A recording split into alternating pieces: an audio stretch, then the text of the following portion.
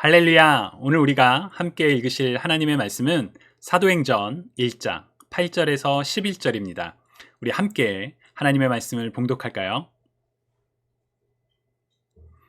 그러나 성령께서 너희에게 오시면 너희가 권능을 받고 예루살렘과 온 유대와 사마리아와 땅끝까지 이르러 내 증인이 될 것이다. 예수께서 이 말씀을 하신 뒤 그들의 눈앞에서 들려 올라가셨습니다. 그리고 예수의 모습이 이내 구름 속으로 사라져 보이지 않게 됐습니다. 그들은 예수께서 올라가시는 동안 계속 하늘을 뚫어지게 쳐다보고 있었습니다. 그런데 갑자기 흰옷을 입은 두 사람이 그들 곁에 서서 갈릴리 사람들아, 왜 여기 서서 하늘만 쳐다보고 있느냐? 너희 곁을 떠나 하늘로 올라가신 이 예수는 하늘로 올라가시는 것을 너희가 본 그대로 다시 오실 것이다 라고 말했습니다. 주님의 말씀입니다. 하나님 감사합니다. 예수님께서는 제자들에게 마지막 사명을 주시고 하늘로 올라가셨습니다. 하늘로 올라가셨기 때문에 우리는 승천이라는 단어를 사용하면서 예수님의 승천과 관련된 내용, 예수님의 승천이다 라고 이야기를 하곤 하지요. 예수님의 승천 사건은 부활하신 예수님께서 하나님의 아들이시며 또한 지금 어디에 계신지를 결정적으로 보여주는 중요한 장면입니다. 그런 점에서 예수님의 승천은 그리스도를 아는 우리 신앙에 매우 중요한 질문이기도 하지요. 먼저 이 질문부터 우리가 함께 생각해 보면 좋겠습니다. 하늘에 올라가신 예수님, 어디에 계실까요? 하늘에 올라가신 예수님, 어디에 계실까요? 하나님 우편에 앉아 계시다가 이 구절이 떠오르시는 분 계신가요? 우리가 고백하는 사도신경 안에 있는 내용이지요. 장사한 지 사흘 만에 죽은 자 가운데서 다시 살아나시며 하늘에 오르사 전능하신 하나님 우편에 앉아 계시다가 저리로서 산자와 죽은 자를 심판하러 오시리라. 여러분 다들 외우시나요? 사도신경은 초대교회 성도들이 이단의 위협 속에서 우리들이 정말 붙들어야 하는 신앙의 핵심을 모은 내용입니다. 교회 성도가 되기를 원하는 사람들은 장기간의 도덕적 그리고 교리적 교육을 받은 뒤에 세례를 받으면서 바로 이 신앙 고백, 사도신경을 고백했다고 합니다. 그래서 우리에게 중요하고 많은 분들이 암송하시는 그런 익숙한 내용입니다. 그래서 예수님이 지금 어디에 계신가요? 하나님 우편에 계세요 라고 이렇게 우리가 쉽게 이야기할 수 있죠.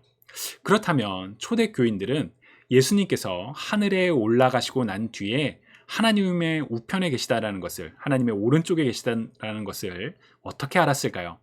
예수님께서 하늘에서 나 지금 하나님 우편에 있어 이렇게 말씀하셨기 때문에 아는 것일까요? 그렇지는 않았겠죠. 그렇다면 어떻게 알았을까요? 여기에는 두 가지 중요한 근거가 있습니다. 하나는 시편 110편 1절입니다. 우리 함께 읽어볼까요?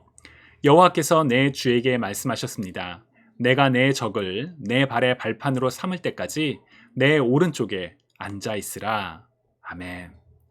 시편 110편은 다윗이 지은 시로 1절은 다윗이 여호와 하나님과 그리고 다윗이 자신의 주님 아도나이라고 부르는 분 사이에서 있었던 하늘의 그 대화의 내용을 듣고 이야기하는 장면입니다.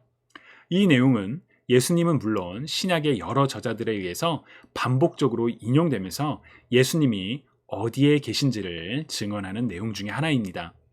또 다른 근거는 마가복음 14장입니다. 예수님께서 제사장들과 바리새인들에게 붙잡히셔서 신문을 받으실 때 제사장이 예수님께 이렇게 묻지요. 내가 칭송받으실 하나님의 아들 그리스도냐?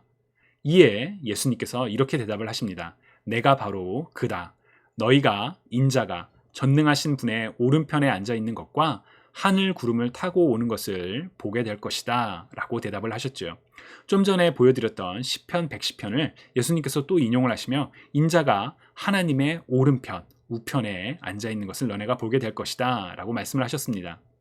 바로 이런 내용들을 통해서 부활하시고 승천하신 예수님께서 지금 어디에 계시다라는 것을 초대교회 교인들이나 그리고 우리들도 알 수가 있습니다.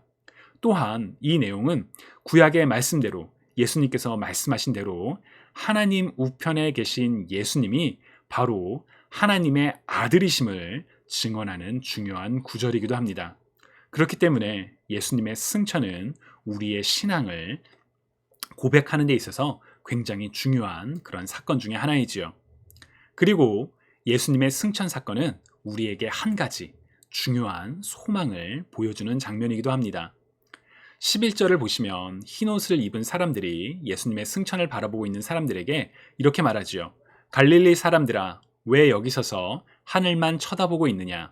너희 곁을 떠나 하늘로 올라가신 이 예수는 하늘로 올라가시는 것을 너희가 본 그대로 다시 오실 것이다 라고 말했습니다. 하늘로 올라가신 예수님께서 그 모습 그대로 다시 오실 것이다. 떠나지 않는 사람이 다시 올 수가 없겠지요. 예수님께서 하늘로 올라가셨기 때문에 우리에게 다시 오실 것이라는 소망이 바로 여기에 있습니다. 물론 예수님께서는 우리를 잠시 동안이라도 홀로이 내버려 두지 않으셨습니다. 볼지어다 내가 세상 끝날까지 너희와 항상 함께 있을지어다 라고 말씀하셨던 이유, 바로 예수님께서 승천하신 후에 제자들에게 임하실 성령 하나님을 가리키는 내용이었기 때문입니다. 성부, 성자, 성령 하나님은, 삼위 하나님은 한 분이시면서 서로 다른 위격을 가지고 계시죠. 그래서 성령 하나님께서 우리와 함께 하시다라는 것은 곧 삼위 하나님께서 우리와 함께 계시다라는 그런 의미이기도 합니다. 승천하신 예수님께서 다시 오실 것이라는 것을 기다리는 소망, 여러분 이 소망을 품고 살아가고 계시는지요? 하늘로 올라가신 예수님이 다시 오실 거야, 예수님께서 반드시 오실 거야, 그 소망이 여러분들의 오늘의 삶에 큰 의미와 또 큰 기준으로, 방향으로, 목적으로 되어가고 있는지요? 이제 돌아오는 주일부터 우리 대강절이 시작을 하죠. 대강절은 경우에 따라 대림절 혹은 강림절이라고도 불립니다. 이 대강절은 영어로 advent라고 표현을 하는데 이 단어는 coming, 오심 혹은 arrival, 도착을 뜻하는 라틴어 adventus라는 단어에서 유래한 단어입니다. 예수님께서 2000년 전 하나님의 약속대로 이 땅에 오셨던 것을 기억하는 동시에 다시 오실 예수님을 기다리는 절기가 바로 대강절이지요. 교회에서 지키는 우리 교회 절기, 교회력은 바로 이 대강절부터 한 해가 시작을 합니다. 세상은 1월 1일이 New Year, 새해라고 이야기를 하지만 우리 그리스도인들에게 이 대강절은 바로 우리의 새해의 시작입니다. 우리는 그 시작을 이 땅에 우리를 위해 오셨던 예수님을 기억하면서 그리고 다시 오실 예수님을 기다리면서 시작을 합니다. 주님이 사랑하시는 여러분, 이번 대강절 맞을 준비가 되셨는지요?